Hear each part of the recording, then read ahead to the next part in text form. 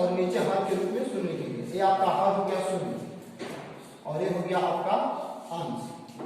यहाँ आपको देखने को मिलेगा कि अभी हमने चौथा कंसेप्ट बताया कि शून्य अंश हुआ करता था और हर कोई संख्या हुआ करता था, तो उस समय हमारा मान जो शून्य आया करता था। लेकिन अब ध्यान देना होगा कि जब किसी संख्या में, जी हाँ ध्यान दीजिएगा, जब किसी संख्या में 0 से भाग करेंगे ना तो क्या मिलेगा? आप सोच रहे होंगे कि 0 मिलेगा। 0 मिलेगा? जी नहीं, 0 नहीं मिलेगा, कभी 0 नहीं मिल सकता है। ये याद रखिएगा कि किसी भी संख्या में 0 से भाग देने पर हमें 0 प्राप्त नहीं होगा, बल्कि क्या प्राप्त होगा? तो ध्यान को देखिएगा, यहाँ 0 मत लिखिएगा, गलती हो सकता है आपका, हो सकता है नहीं, हो जाएगा। आप कितना ध्यान रखिएगा कि जब भी 0 अंश के रूप में हो और नीचे हर के रूप में कोई संख्या हो, उस समय भाग करेंगे तो शून्य ही आएगा। और उसके बाद अंश के रूप में, पांचवा कंसेप्ट में अंश के रूप में कोई संख्या हो और हर के रूप में कोई 0 शून्य हो, तो उस समय क्या होता है कि आपका मान शून्य में आकर अपरिभाषित आता है। अपरिभाषित, इतना तो आप याद कर सकते हैं।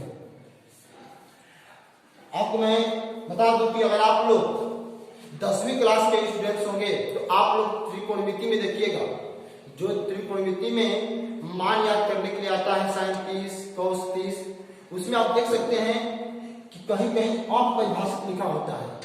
आप उसको अच्छी तरह से सोल्व कीजिएगा, आपको मिलेगा कि अंश के रूप में संख्या आ गया, हर के रूप में कोई 0 संख्या आ गई, तो जब नीचे रहेगा 0 ऊपर रहेगा संख्या, तो उस समय अगर भाग करेंगे तो हमें अपरिभाषित मान मिलेगा। मैं उम्मीद करूंगा कि आप समझ चुके होंगे कि जब किसी संख्या में भाग करते हैं 0 से तो अपरिभाषित मान आता है।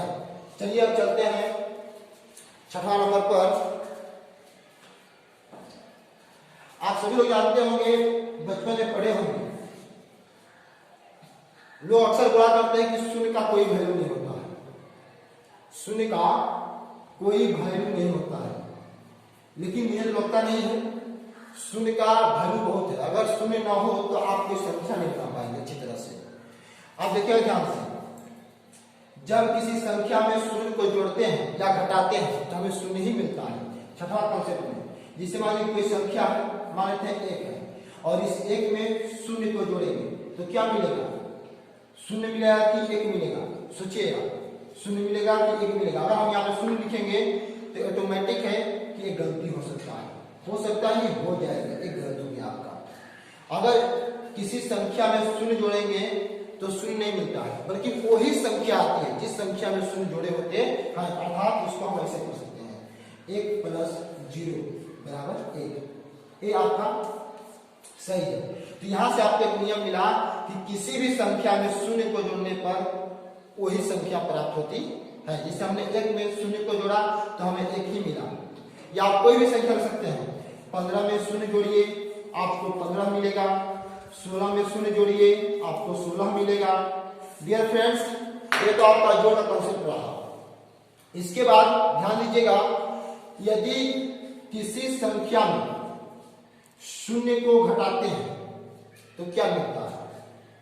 तो हमें वही संख्या मिलती है, जिस प्रकार जोड़ में है उसी प्रकार घटा में है, तो हमें 1 ही मिलेगा, चाहे कोई भी संख्या हो। यहाँ हमने 2 में से शून्य घटाया, क्या मिलेगा? 2 मिलेगा। अगर यही कंसेप्ट पलट जाएगा, 0 माइनस अगर 3 हो गया, तो ध्यान दीजिएगा, जब 1 प्लस में था तो प्लस में 1 आया, जब 2 प्लस में था तो प्लस में 2 आया।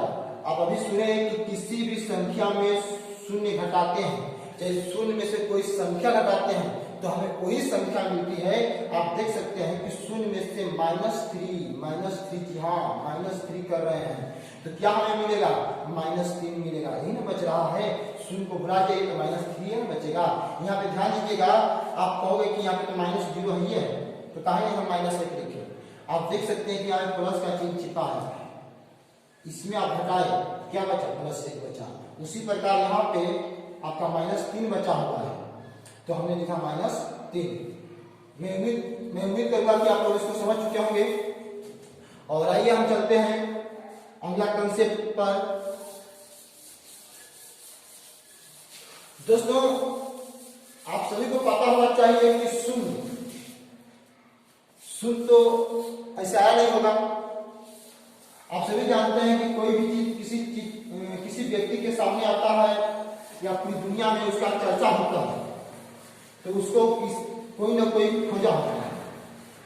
आखिर हम जानने का प्रयास करेंगे कि शून्य को किसने खोजा है, शून्य का पिता कौन है, शून्य का जनक कौन है, और आखिर जीरो को खोजा कौन है। बहुत रोचक तथ्य है, शून्य का जनक कौन है। तो आप जान लीजिए छठा कंसेप्ट में कि शून्य का जनक, जी हाँ, शून्य का जनक कहिए चाहे पिता कहिए चाहे पितामह कहिए, बात सभी एक ही है। शून्य का जनक आर्यभट्ट को कहा जाता है। आर्यभट्ट, शून्य का जनक आर्यभट्ट किसको कहा जाता है? तो आर्यभट्ट को। शून्य का पिता, शून्य का जनक आर्यभट्ट को कहा जाता है।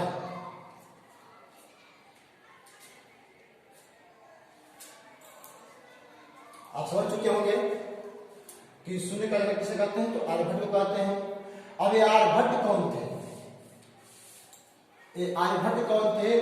तो ये आर्यभट्ट जो है एक महान विद्वान थे, एक महान गणितज्ञ थे, जिन्होंने शून्य के बारे में पूरी दुनिया को बताया, पूरी दुनिया के सामने शून्य की भूमिका को रखा और शून्य का महत्व समझाया। आर्यभट्ट इसलिए जिस व्यक्ति के द्वारा खोज होता है उसको ही उसका जनक माना जाता है। तो आर्यभट्ट ने शून्य का खोज किया, इसलिए शून्य का जनक आर्यभट्ट को कहा जाता है। दोस्तों, एक बहुत सुंदर टॉपिक सभा में है परिमेय संख्या। शून्य को ये जो शून्य है इसको परिमेय संख्या कहते हैं। परिमेय संख्या, आप कहोगे ना ये परिमेय संख्या कैसे करते हैं, ये शून्य परिमेय संख्या कैसे हो सकता है? शून्य तो सब बस ऐसे लिखा आता है, लेकिन परिमेय संख्या तो p/q के रूप में होता है, जबकि ये बाई में तो नहीं है, ये बटे में नहीं है। डियर स्टूडेंट्स, आप सभी जानते हैं कि किसी भी संख्या के नीचे अगर एक रख दें तो उसमें कोई परिवर्तन नहीं होता है। इसलिए हमने कहा कि शून्य क्या है? तो शून्य एक परिमेय संख्या है, क्योंकि अगर आप किसी भी संख्या के नीचे एक रख देते हैं तो उस संख्या में कोई परिवर्तन नहीं होता है। इसलिए शून्य के बटा हमने एक कर दिया, जो बन गया p/q के रूप में। इसलिए हमने बोला कि शून्य क्या है? तो शून्य एक परिमेय संख्या है। शून्य क्या है? तो शून्य एक परिमेय संख्या है। जिसे मान लीजिए कि आप सोच रहे हैं कि आप एक कहां से आ गया। अगर आपने भिन्न का जोड़ या घटाव बनाया होगा, जिसे मान लीजिए 2 + 1/2 लिख दिए, अगर ये भिन्न का जोड़ हो गया, अगर आपने इसको बनाया होगा या ऐसा कभी जोड़ आपने देखा होगा तो आप जरूर देखे होंगे कि जब किसी संख्या के नीचे कुछ नहीं होता है तो एक रखते हैं। जरा बताइएगा कि इस एक को रखने से इस 2 में कोई परिवर्तन आएगा? जी नहीं आएगा। अगर 1 से भाग करेंगे 2 में तो पुनः हमें 2 ही मिल जाएगा। इसलिए किसी भी संख्या के नीचे हम एक रख सकते हैं। और शून्य क्या होंगे यहाँ पे? तो शून्य एक परिमेय संख्या है। इसको याद कर रखिएगा, शून्य क्या है? तो शून्य एक परिमेय संख्या है। और आप 8वां टॉपिक देख सकते हैं, शून्य संख्या रेखा पर। संख्या रेखा पर जो होता है शून्य जो है मूल बिंदु के रूप में देखा जाता है। इस प्रकार संख्या रेखा, इसके बाएं साइड में ऋणात्मक और दाहिने साइड में धनात्मक संख्याएं पाई जाती हैं। और बीच में क्या होता है? मूल बिंदु। यहाँ जो होता है एक मूल बिंदु होता है, और मूल बिंदु के रूप में कौन आता है?